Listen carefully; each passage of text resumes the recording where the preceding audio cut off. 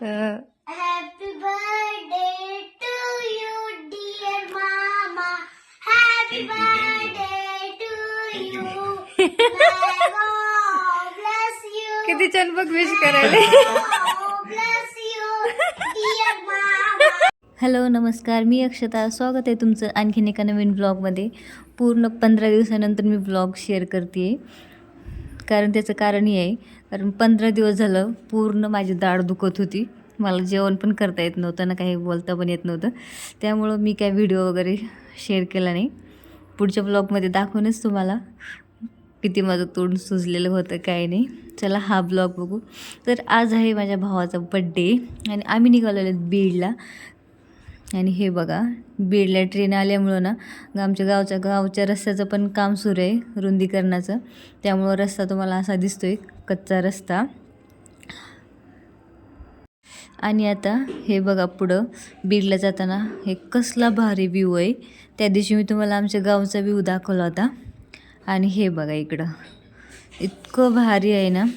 आम्हाला ना फोटो वगैरे काढण्यासाठी ना कुठं बाहेर वगैरे जायची गरज नाही. गावाकडं आल्याच्या नंतर ना एकदम बाहेर फिरायला आल्यासारखं असलं गावाकडचं वातावरण आहे. एकदम उंच उंच डोंगर वगैरे मस्त. तरी पण आता ना पाऊस नाही, त्यामुळे हे हिरवं दिसेना गेले.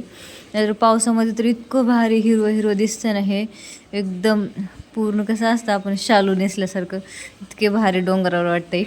फोटो वगैरे काढायला आम्हाला कुठं बाहेर जायची गरजच नाही आहे. खूप भारी वाटते.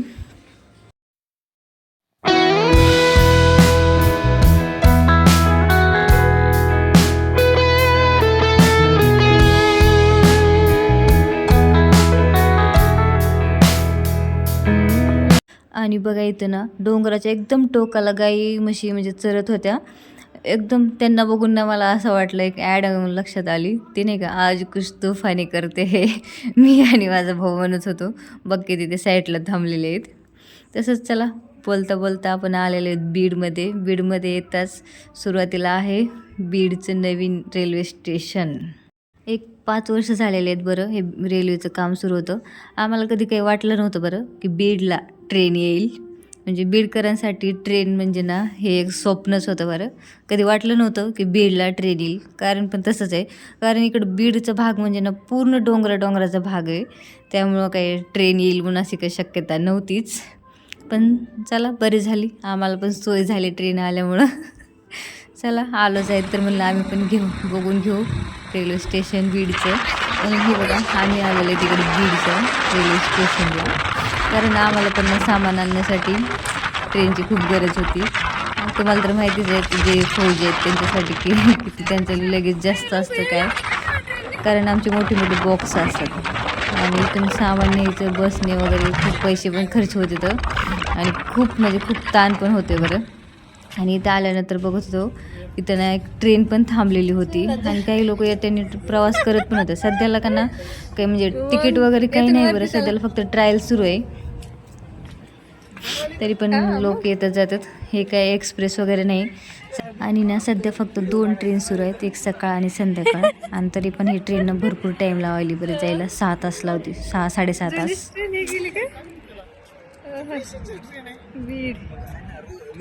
मग काय तुम्हाला का स्लीपर द्यायची का?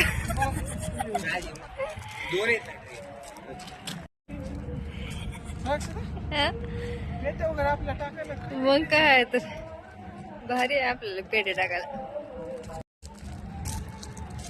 भारी आहे तुला देऊ.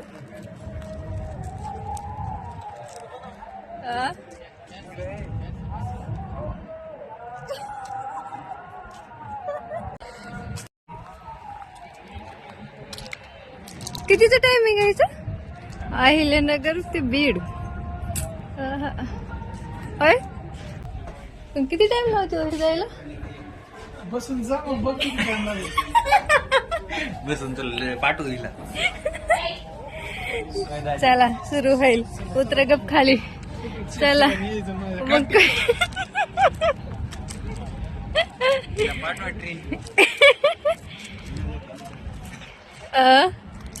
पाठवा तुला ट्रेन. ट्रेननी आणि हे बघा इथं आमचं खूप हसी मजाक वगैरे सुरू होता. मी ना ट्रेनने जम्मूपर्यंत पण प्रवास केला आहे आणि विमानाने ना श्रीनगरला पण जाऊन आलेली आहे. तरी पण एवढी खुशी नाही झाली बरं जेवढी बीडला ट्रेन आली त्यामुळं खुशी व्हायली. ते पण कशासाठी सांगते, कारण ना आम्हाला सामान आणायचं असतं. नगरून आम्हाला घरी यायचं म्हणलं ना इतके पैसे जातात आमचे आणि कोणी एस टीवालासुद्धा थांबत नाही माहिती का आमच्यापाशी सामान बघून. कारण आमचे मोठे मोठे बॉक्स असतात. पोस्टिंग आली की डबल सामान पॅक करा, इकडं आणा तिकडं न्या. कारण दुसऱ्या ठिकाणी पण जायला 3-4 महिने लागतात क्वार्टर भेटाय करायला. त्यामुळं डबल गावाकडं सामान आणावं लागतं आहे. त्यामुळं एस टीनं वगैरे ना खूप हाल होते.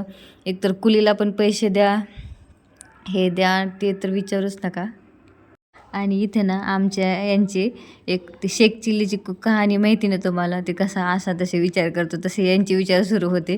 हे माझ्या भावाला बनत होते, सोडू का आर्मीची नोकरी आणि इथंच लागू का ट्रेनमध्ये पोलीस म्हणून, भारी होईल गावापाशी. आणि मग आम्ही आलोत कॉलेजमध्ये, कारण यांची डिग्री आली का नाही ते बघायचं होतं आम्हाला. आणि यांचे मागचे 2 वर्षाचे मार्क मेमो पण राहिलेले होते, ते घेण्यासाठी आम्ही आलेलो इथं कॉलेजमध्ये. हे माझं 11वी-12वीचं कॉलेज आहे. इथेच माझं ग्रॅज्युएशन पण झालेलं आहे. आणि मग ते काही यांची कागद वगैरे भेटले नाहीत. आणि मग नंतर आम्ही गेलो थोडंसं खाण्यासाठी. इथं आम्ही घेतलं होतं एक मंचुरियन सूप, एकदम इतकं भारी सूप होतं. आणि नंतर थोडा वेळ लगेच फ्राईड राईस पण मस्त होता. कारण इकडं गावाकडं आल्याच्या नंतर ना मी सगळं इकडचं खाऊन घेते बरं, कारण इकडं मला मथुरेला आल्याच्यानंतर काही भेटत नाही गावाकडचं. आणि मग नंतर आम्ही निघालो आहेत, भावाचा बड्डे होता ना, मग त्याला घ्यायचा होता ड्रेस. तेच आम्ही बघत होतो या दुकानात घ्यायचा का त्या दुकानात घ्यायचा, असं आमचं सुरू होतं. कुठे घ्यायचा काही नाही. मी तो काही ड्रेस घेतलेला वगैरे तो काय व्हिडिओ मी शूट केला नाही. तो माझा भाऊ म्हणत होता नको नको ते काय, मग त्यामुळं मी काही शूट तो व्हिडिओ केला नाही.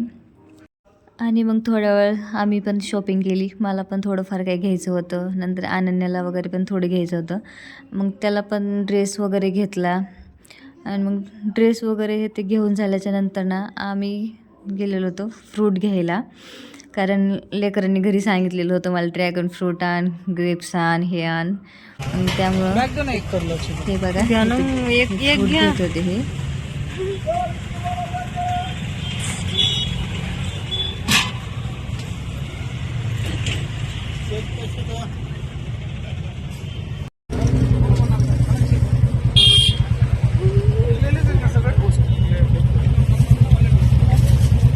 हे एक ड्रॅगन फ्रूट घेतलं ना, एक किती लागेल?